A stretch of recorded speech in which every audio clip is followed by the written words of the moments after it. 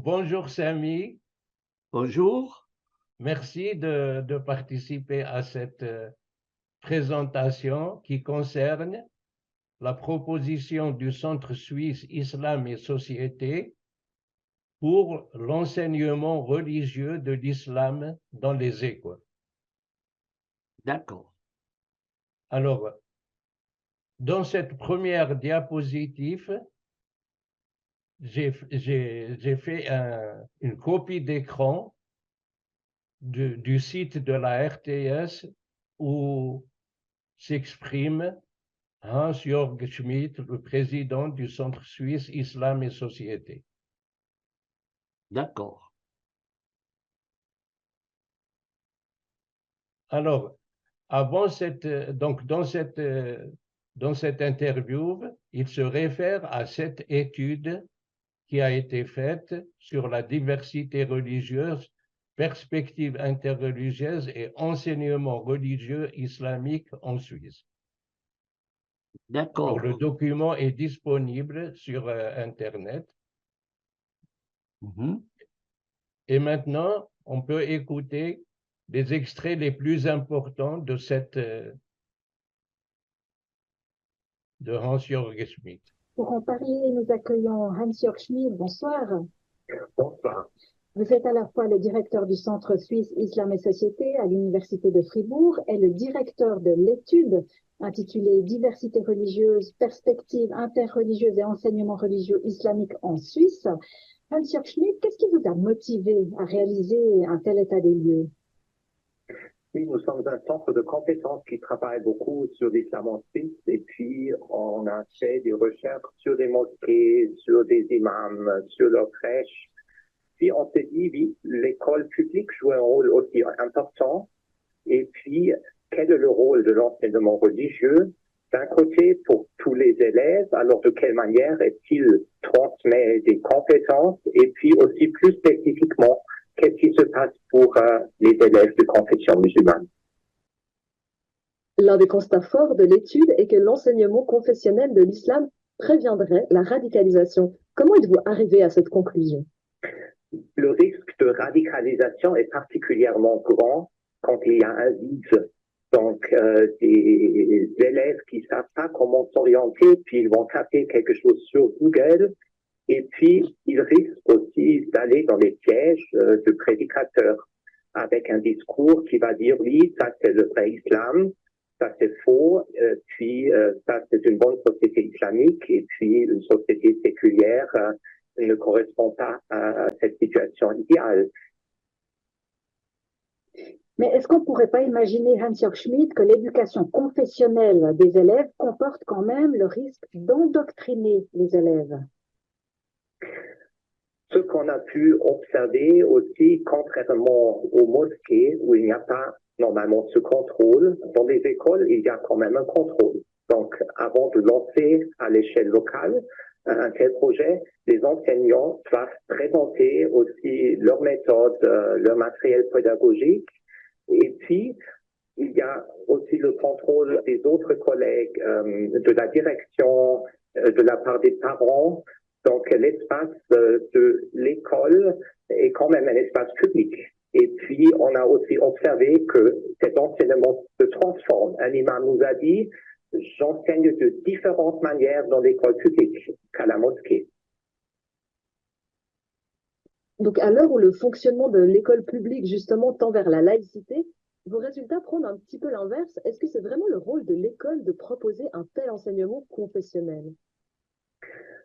C'est une question conflictuelle. Et puis, il y a eu tout un processus historique conflictuel aussi entre l'État et les communautés religieuses. Et puis, comme vous l'avez évoqué dans l'introduction, il y a de différents modèles. Mais une de nos conclusions, c'est là où le confessionnel existe dans l'école, comme dans la majorité des cantons alémaniques et aussi dans quelques cantons romans. C'est tout à fait légitime pour une égalité de traitement, aussi de donner cette même possibilité aux élèves musulmans. Et en quoi un tel enseignement confessionnel se distingue-t-il d'autres enseignements, par exemple des cours d'éthique et de culture religieuse qui sont donnés dans certains cantons romans? Dans beaucoup de cantons alémaniques, il y a une complémentarité des deux types d'enseignement. Donc, l'enseignement d'éthique et culture religieuse vise plus à transmettre des connaissances de base sur toutes les religions. C'est une compétence importante aujourd'hui, même si on est athée, la question de la religion, elle joue un certain rôle dans la société, et puis dans beaucoup de domaines, c'est important d'avoir quelques compétences de base. De l'autre côté, cet enseignement ne va pas si loin. Donc, l'enseignement confessionnel permet aussi de poser des questions plus existentielles. Alors, il y a des élèves musulmans, un enseignant aussi de confession musulmane. C'est une autre situation d'apprentissage. Alors, il n'agit pas d'apprendre par cœur le Coran, mais de poser des questions qui concernent la vie de ces élèves. Quel est mon comportement éthique à l'école vis-à-vis des autres? Donc, il y a un mélange, disons, entre transmission religieuse, à la fois aussi de réflexion éthique et puis de réflexion aussi sur la société. On l'a dit, hein, l'enseignement confessionnel de l'islam est encore très minoritaire en Suisse, alors que l'enseignement confessionnel des religions chrétiennes, ces fameux cours de catéchisme, sont plus largement répandus. Comment expliquez-vous une telle différence? D'abord, il y a des raisons juridiques.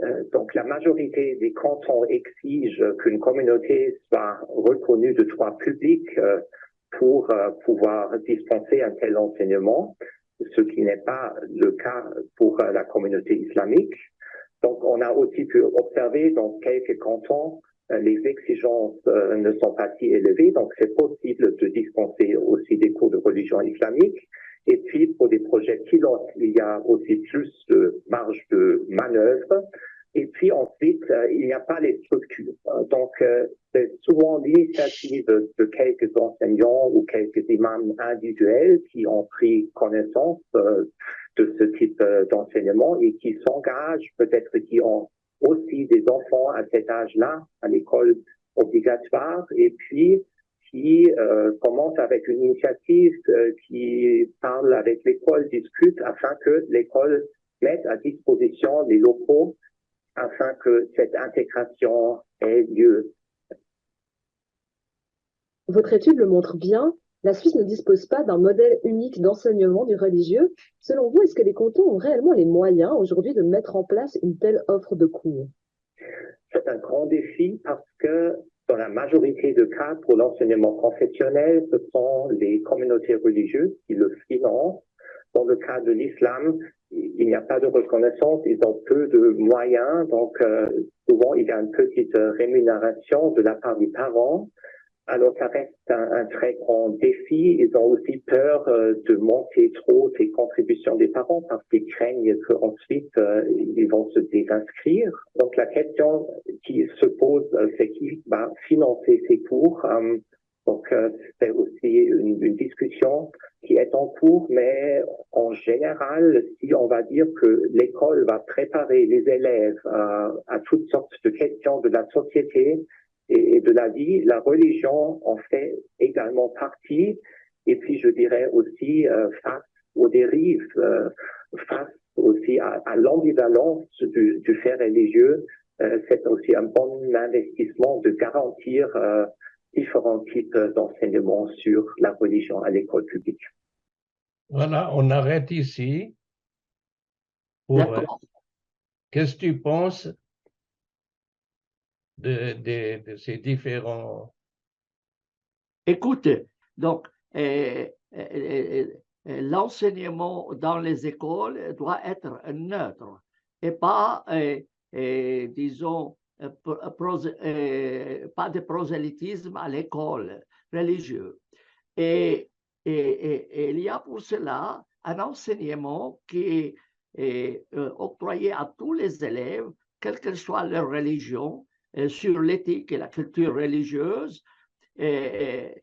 Si vous mettez un cours spécial sur l'islam, il faudrait après faire un cours spécial pour le christianisme, un cours spécial pour les bouddhistes, un cours spécial pour les juifs. Et si on veut donner ce travail aux imams, est-ce que ce cours, cela dispensé à tous les élèves ou seulement aux élèves musulmans. Et dans ce cas, et si on introduit le christianisme, est-ce que le christianisme sera enseigné à tous les élèves ou seulement aux élèves chrétiens, de même les judaïsmes, de même le bouddhisme ou autres communautés religieuses? Pour cela, je trouve que c'est un grand danger d'ouvrir de telles possibilités. Il faut que l'enseignement reste neutre, absolument neutre et commun à tout le monde, pas à une seule communauté. C'est la cohésion qui est en jeu. Si commencer à faire un cours spécial sur l'islam, les autres vont intervenir et pourquoi pas nous? Et qui va établir ce cours? Maintenant, il y a un système, par exemple, dans les cantons romans, il y a l'association Agora qui prépare ces cours en collaboration avec les différentes communautés religieuses. Et j'estime que c'est largement suffisant. Et même là, on peut dire que l'enseignement religieux, là-dedans, il ne développe pas, ou éthique religieuse, ne développe pas beaucoup l'esprit critique des élèves. Si vous mettez encore un enseignement de l'islam, ça ne fera qu'empirer. Ça ne fera qu'empirer. Et le principe de la neutralité de l'enseignement religieux qui est prévu par la Constitution suisse ne serait plus respecté. Ne serait plus respecté. Et personnellement, je m'opposerais, si j'étais les autorités suisses, je m'opposerais à un tel enseignement qui va en fait juste faire du prosélytisme ou faire du favoritisme. Non, l'enseignement de la culture religieuse ou de l'histoire des religions, etc., doit être un tronc commun, sans séparation, et toutes les religions doivent faire l'objet d'un même traitement. Et ce n'est pas à l'école à enseigner l'islam, ce n'est pas à l'école à enseigner le christianisme, ce n'est pas à l'école d'enseigner le judaïsme. Et je vois que cette proposition vraiment va contre la Constitution suisse et la Constitution, par exemple, du canton de Vaud. L'enseignement ici doit se faire de façon neutre. Et là, ce n'est plus neutre. Ce n'est plus neutre. Et je pense qu'ils sont en train de forcer la porte, de faire entrer l'islam dans la société. Alors que non, c'est toutes les religions qui doivent être enseignées, pas une seule religion. Pas une seule religion. Et ça doit être un tronc commun et pas des troncs séparés. Autrement, qu'est-ce que tu vas faire? Qu'est-ce que tu vas faire avec les Juifs? Vous allez appeler après un rabbin qui va donner un cours à qui? Aux Juifs seulement ou à tous les élèves, y compris les musulmans ou pas? Vous devez faire la même chose, vous devez introduire un prêtre. Or, cet enseignement qui est actuellement prévu et qui n'est pas parfait sans doute parce qu'il ne développe pas l'esprit critique. Et je peux te donner plusieurs exemples. Par exemple, quand il parlait de Ramadan, il ne parlait jamais des effets nocifs sur la société. Et quand il parlait de l'islam, il ne parlait jamais de l'apostasie, qui est quand même un problème important. Il ne parlait non plus de discrimination musulmane à l'égard des non-musulmans. Donc, ce n'est pas un enseignement tout à fait objectif, mais c'est mieux que de faire un cours séparé sur l'islam. Voilà. Et si actuellement, on a des difficultés à développer l'esprit critique des élèves, que dire si vous allez ouvrir un cours dirigé par un imam? Jamais un imam n'osera dire que l'apostasie, c'est un crime. C'est-à-dire la sanction contre les apostats est un crime. Il ne va jamais te le dire. Il ne va jamais te dire que le Ramadan est un mois, certes, une obligation musulmane, mais qui a des effets négatifs dans la société. Et ça, il faut le dire. Ou par exemple, quand il parle de la circoncision, que ce soit chez les Juifs ou chez les chrétiens ou autres, la circoncision viole le principe de l'intégrité physique. Et ça, il ne le disait pas. Et cela, il ne le disait pas. Et est-ce que tu vas penser, est-ce que tu penses que si tu nommes un imam qui va enseigner l'islam, il va dire, ah, la pratique de la circoncision est contraire à la constitution suisse? Ou est-ce qu'un rabbin va le dire? Eh bien, moi, je trouve que c'est une proposition qui ne devrait jamais être acceptée. Ne devrait jamais accepter. Cet institut de Fribourg va dans la mauvaise direction. Il n'a pas à intervenir dans les écoles. Il n'a pas à intervenir dans les écoles. Il faut développer un tronc commun pour tous les étudiants. Voilà, c'est mon point de vue. Voilà. Est-ce que tu as autre objection, toi, Ammar? D'accord. Alors, je voulais juste préciser, puisque Hans-Jörg Schmidt dit que c'est l'imam, donc l'école doit mettre à disposition les locaux, et c'est un imam qui fait l'enseignement. Aïe, aïe, aïe, aïe, aïe, aïe, aïe, aïe, aïe, aïe, aïe, aïe, aïe, aïe.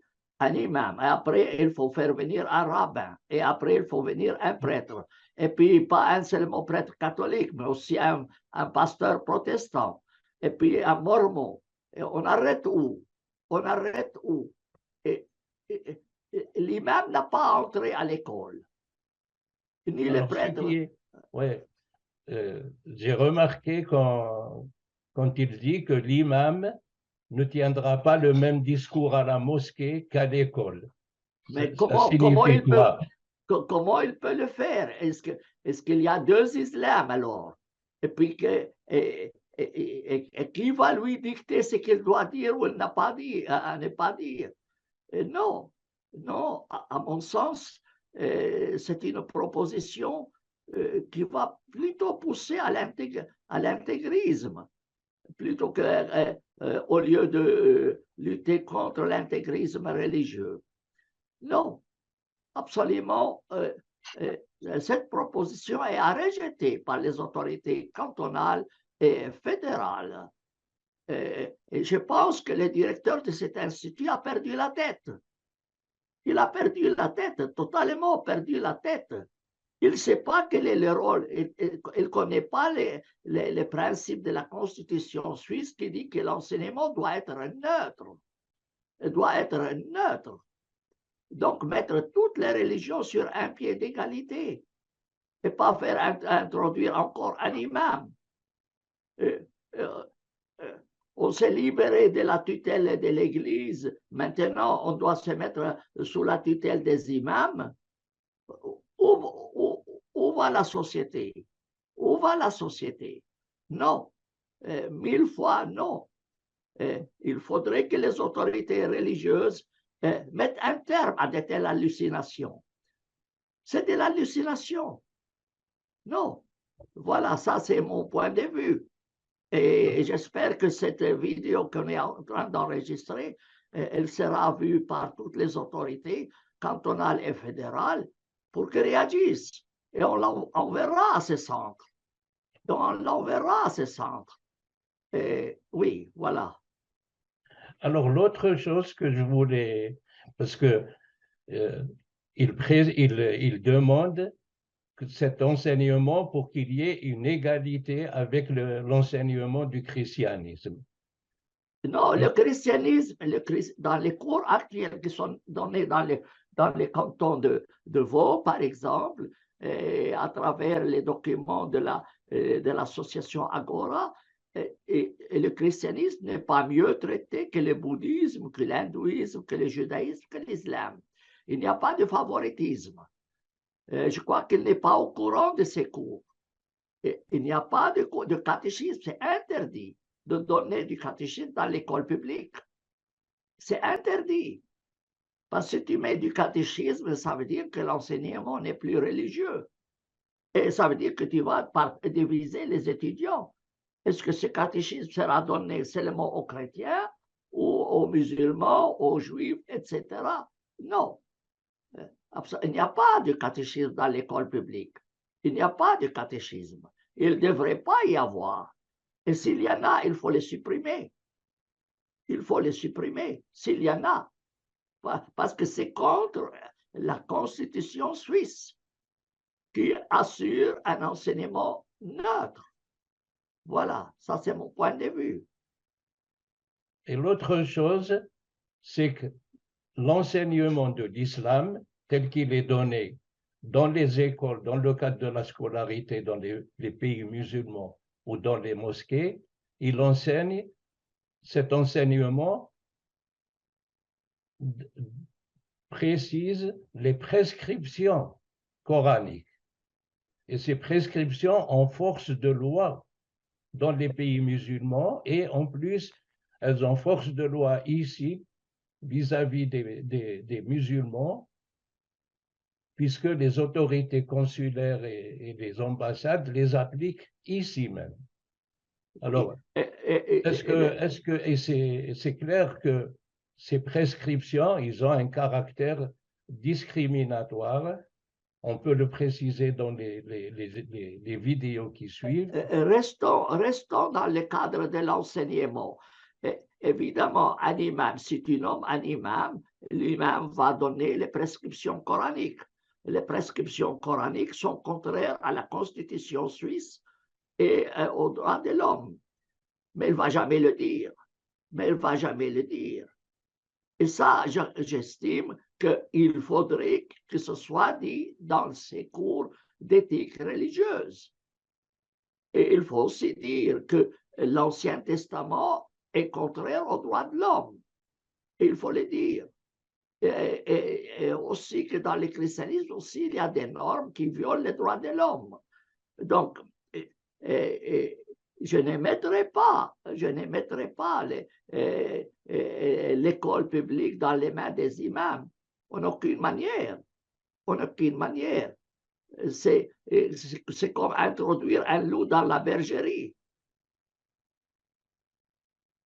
Donc, voilà.